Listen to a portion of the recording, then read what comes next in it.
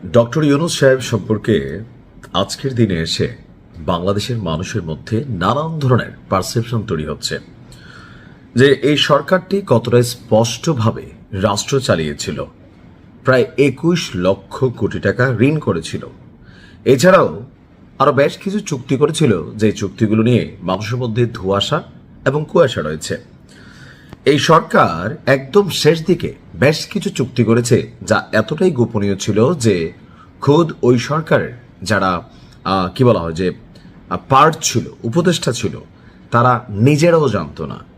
Even যিনি যেই মন্ত্রণালয়ের দায়িত্বে তিনিও ঠিকমতো জানতেন না। এতটা গোপনীয়ভাবে ইউনূস সরকার ওনার কি বলা হয় যে প্রভুদেশ মার্কিন যুক্তরাষ্ট্রের সাথে গোপন কিছু বাণিজ্য চুক্তি করে গেলেন। চট্টগ্রামের বন্দর নিয়ে সারা বাংলাদেশে আলোচনা সমালোচনা হয়েছে, কারণ এটা প্রকাশ্যে ছিল। এবার আসুন, এই সরকারের খুবই গুরুত্বপূর্ণ একজন উপদেষ্টা আমাদের যিনি ছিলেন ফরিদা আক্তার, তিনি ডক্টর ইউনূসের স্বেচ্ছাচারী সিদ্ধান্তের কিছু তথ্য জনগণের সামনে উপস্থাপন করেছেন। আমরা যারা বলি রাজনীতিবিদরা খারাপ, এটা সেটা, তো ডক্টর ইউনূস সরকার পুরাটাই তো নন পলিটিক্যাল একটা গভর্নমেন্ট ছিলেন। তো তারা কতটুকু ভালো কাজ করে গেছে? অনেক কাজ ভালো করছে, কিন্তু কি পরিমাণ গোপন চুক্তি করছে, আর যেখানেই গোপনীয়তা সেখানেই কিন্তু ধান্দার একটা আভাস আমরা পাই। কথা বলছি যুক্তরাষ্ট্রের সাথে বাণিজ্য চুক্তি নিয়ে। এই চুক্তি নিয়ে গেল 2 থেকে 3 দিন সোশ্যাল মিডিয়াতে তোলপাড় যে ডক্টর ইউনূস যাবার কয়েকদিন আগে, নির্বাচনের কয়েকদিন আগে বেশ কিছু চুক্তি গণহারে করে গেছে। আর যেহেতু তার বড় একটা ইনভেস্টমেন্ট মার্কিন যুক্তরাষ্ট্রে আছে, এবং কি মার্কিন যুক্তরাষ্ট্রকে খুশি রাখতে ইউনূস সরকার 18 মাস ক্ষমতায় থাকতে আমেরিকাকে এক ধরনের আব্বাড়াইকা এই চুক্তিগুলো করে ফেলছে।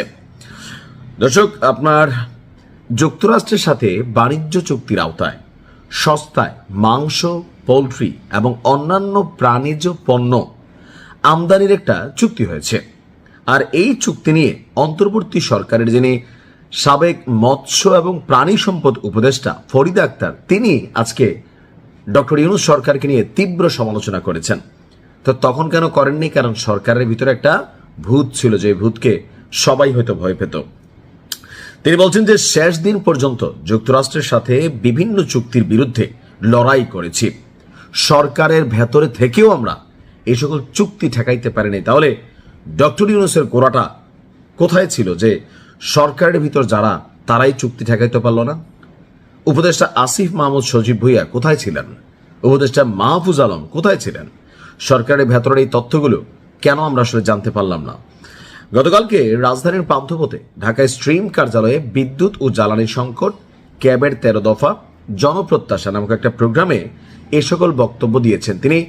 চুক্তির গোপনীয়তার সমালোচনা করে তিনি বলছেন, নির্বাচনের মাত্র কয়েকদিন আগে এই চুক্তিটা আসলে আমরা দেখছি, কিন্তু এটা একটা প্রক্রিয়া ছিল। একটি দেশের সঙ্গে আরেকটি দেশের চুক্তি হচ্ছে, সেখানে আমরা গোপন রাখার কথা মেনে নিয়ে এই ধরনের কাজ করেছি। এমনকি সরকারের ভেতরেও যারা ছিল তারা সবটুকু জানতে পারেনি। এটা তো হতে পারে না।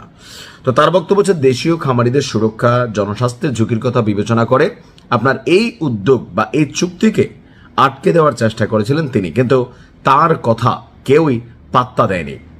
এমনকি 2025 সালের জুনে বাণিজ্য মন্ত্রণালয় আমাদের মন্ত্রণালয়ের সঙ্গে যোগাযোগ করে যুক্তরাষ্ট্র থেকে মাংস, পোলট্রির বাচ্চা, ক্যাটফিশ, নারী ভুঁড়ি আমদানির বিষয়ে আপনার অনুমোদন দেয়। কিন্তু এসব পণ্য আমদানির ক্ষেত্রে দেশের জনস্বাস্থ্যের ঝুঁকি, প্রাণী স্বাস্থ্যের ঝুঁকি, বিশেষ করে জৈনটিক রোগের সম্ভাবনা, মানে অনেক কিছু যেগুলো আসলে এখানে আলোচনার বিষয় ছিল। তো ওনার বক্তব্য হচ্ছে যে আমরা দেখলাম চুক্তি হয়ে গেল, আর ওখানে যেটা আছে এটাই মানতে হবে। তো ডক্টর ইউনূস কেন আসলে বুঝে শুনে বাংলাদেশের জনগণের এই স্বাস্থ্য ঝুঁকি ফেলে গেলেন? কেন 20 কোটি মানুষকে বিপদে ফেলে গেলেন? কেন এতগুলো প্রাণীকেও বিপদে ফেলে গেলেন? এই প্রশ্নের জবাব ডক্টর ইউনূসের কাছে বর্তমান ক্ষমতাসীন সরকার আসলে কি চাওয়ার সাহস রাখেন?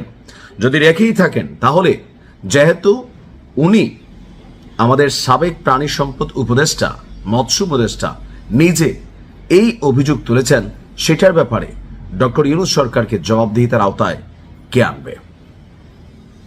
প্রশ্ন থেকে গেল। ভালো থাকুন। আসসালামু আলাইকুম।